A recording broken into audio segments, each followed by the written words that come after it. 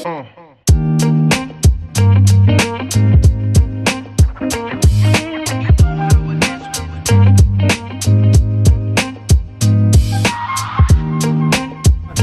number 2 in Vietnam you see over there, because they have very often the man and the woman hand in hand.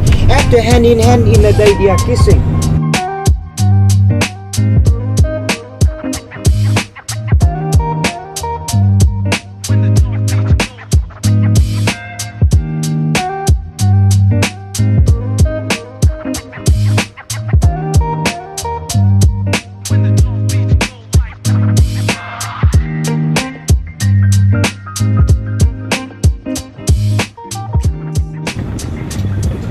Aqui na Halong Bay, isso é muito bonito aqui, uma doideira essas ilhotas que tem aqui.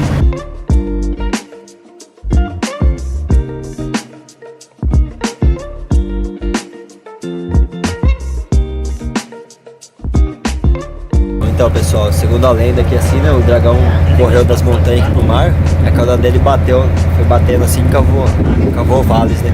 Esses vales foi enchido com água com o tempo, e foi formando essas ilhotas assim, essas cavernas.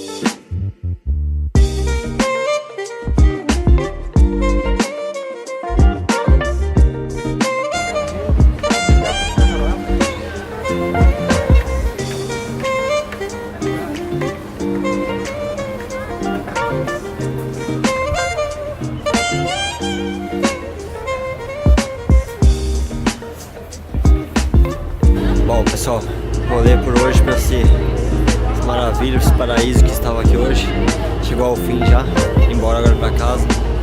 E obrigado aí por vocês chegarem até aqui assistido aí. É nóis, tamo junto. Até o próximo vídeo aí.